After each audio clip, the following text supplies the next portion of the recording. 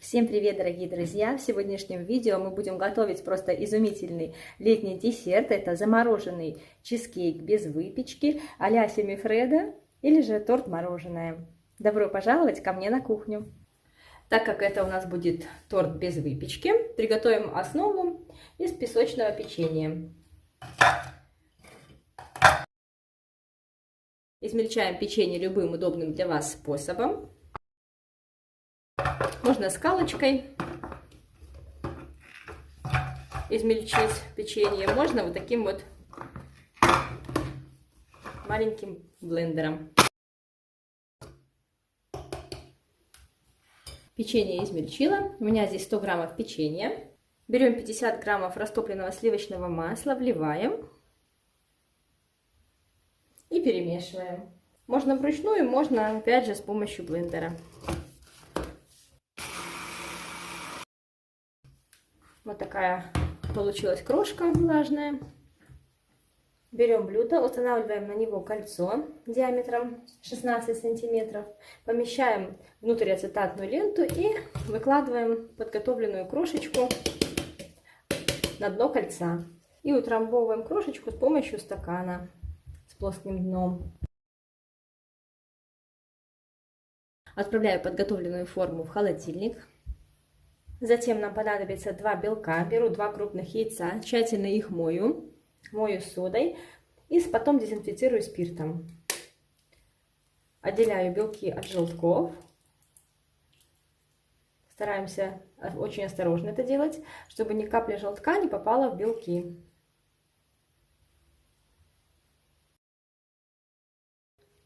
Миска, куда мы помещаем белки, должна быть жаропрочная.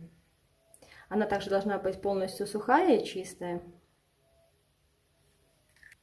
Добавляем к белкам лимонную кислоту на кончике чайной ложки и 130 граммов сахара. Отправляем миску с белками и сахаром на водяную баню. Вода в кастрюльке должна слабо кипеть, и дно миски не должно касаться воды. Помещаю и начинаю сразу же взбивать белки. Буду взбивать до тех пор, пока весь сахар не растворится.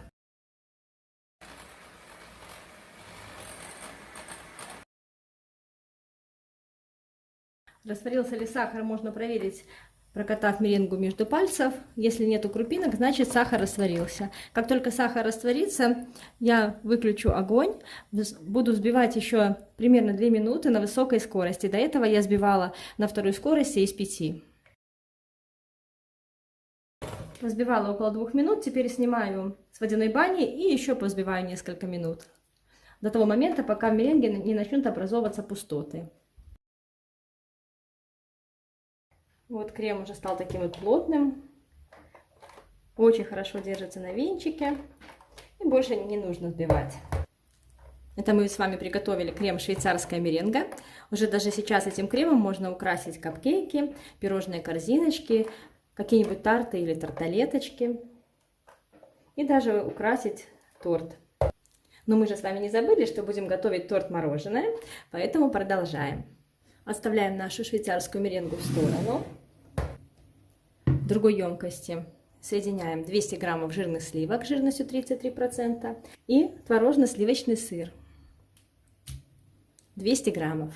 И все взбиваем до получения однородного пышного крема. Венчики после меренги можно не мыть. Вот такая гладкая воздушная масса получается. И сливки и сыр перед началом приготовления должны быть в холодильнике. Они должны быть холодные. Добавляем наш подготовленный швейцарский крем.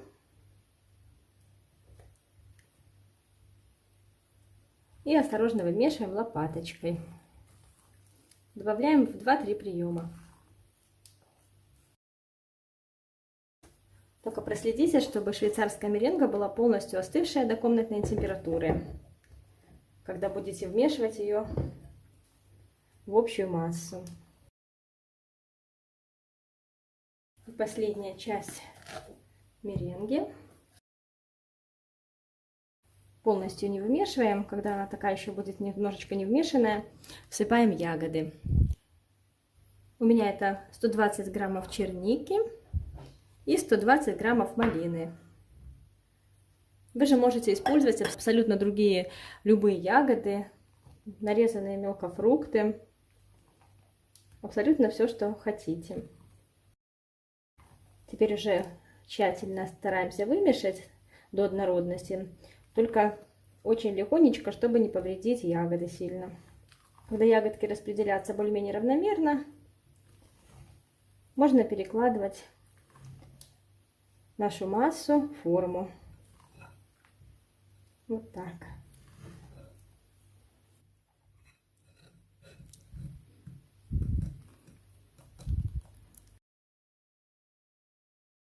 Перекладываем в форму и стараемся равномерно, аккуратно распределить.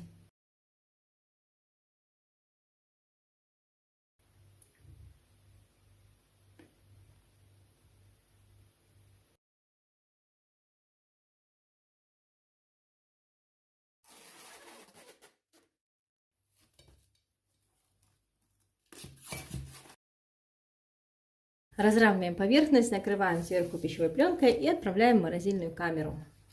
Торт мороженое хорошо замерз. Вынимаю его из кольца. Если кольцо плохо отходит, его необходимо сверху обернуть горячим полотенцем, и тогда легко можно снять будет кольцо.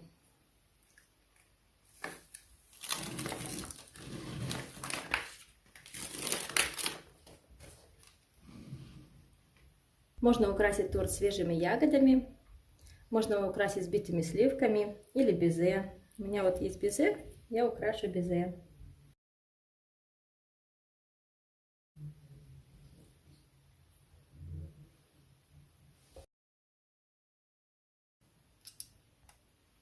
Даем торту постоять в холодильнике немножко, чтобы он отошел, был не таким уж замороженным.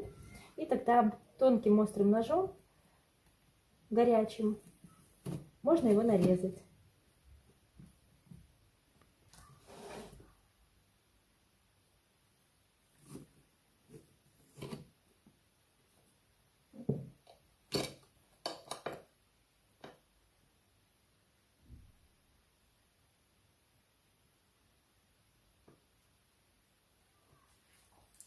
Вот такой чудесный аппетитный кусочек торта получился.